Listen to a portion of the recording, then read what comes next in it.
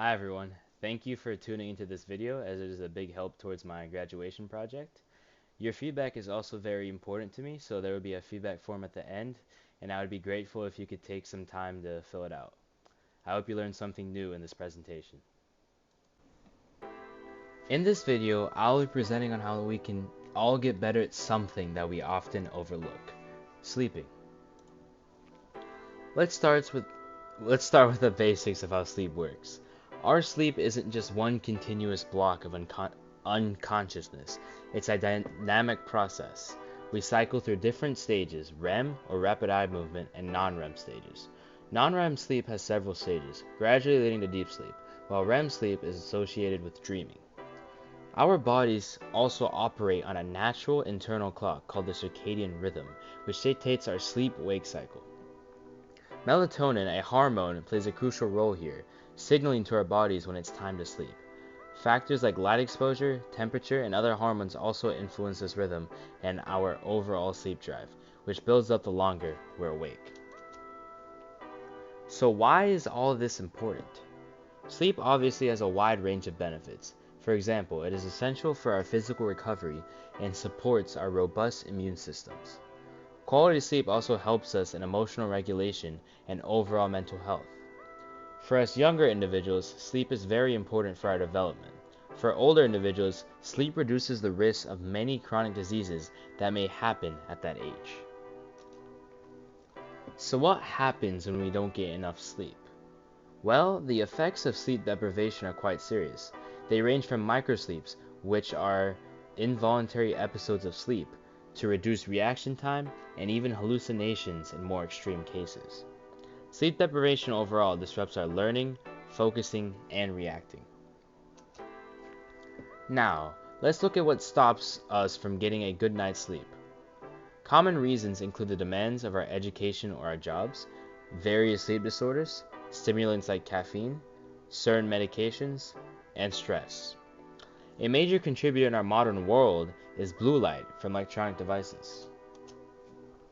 Blue light, which comes from our phones, tablets, and computers, significantly impacts our sleep by suppressing our melatonin production, which, as we discussed, is crucial for signaling sleep. This suppression can shift our circadian rhythm, making it harder to fall asleep and worsening our overall sleep quality. It also makes us feel more alert, which is something that we don't want near bedtime. Sleep varies widely between different age groups. Infants, for example, need 12 to 16 hours a day, mostly in REM sleep. Toddlers need about 11 to 14 hours total, including naps.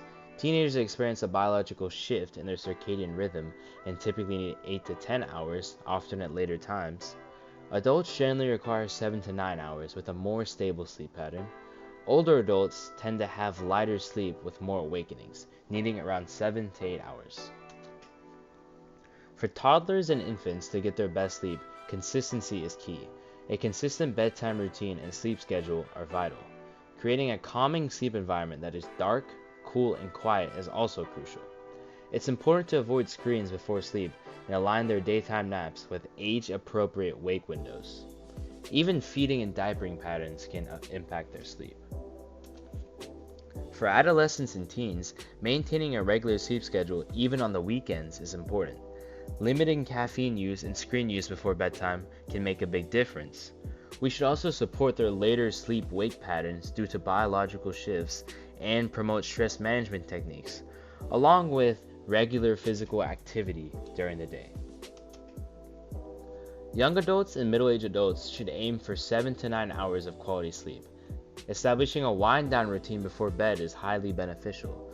Limiting alcohol and heavy meals close to sleep time, maintaining a consistent sleep-wake schedule, and exercising regularly but not too close to bedtime are all key strategies. I begin my routine 30 minutes before bed by putting away anything that emits blue light. This is an important step because blue light from devices can affect melatonin production. Next, I turn off the lights in my room, making it so dark that I cannot see my hands. A dark, cool, and quiet environment is ideal for sleep. Then, I lay on my bed and listen to a podcast. During this time, I notice that my heart rate goes down almost to my sleeping heart rate. This helps my body and mind relax, preparing me for a night of restful sleep. And that was my wind down routine. For older adults, addressing sleep disruptions is paramount. Reducing daytime naps if they interfere with nighttime sleep can also be helpful. Increasing exposure to natural light can support their circadian rhythm, and this applies to all ages. A comfy and quiet sleep environment is also very important, and they should discuss their medications with their doctor, as many of them can impact sleep. Regardless of age, the ideal sleep environment shares some common characteristics. It should be dark, cool, quiet, comfortable, and clean. These elements work together to create a sanctuary for restorative sleep. Many of us use sleep trackers these days. They have their pros, such as increased awareness of our sleep patterns, motivation for better habits, and highlighting personal trends. However, there are also cons, such as accuracy limitations, the potential for sleep anxiety if we obsess over the data, and sometimes they can lead us to focus on quantity over quality.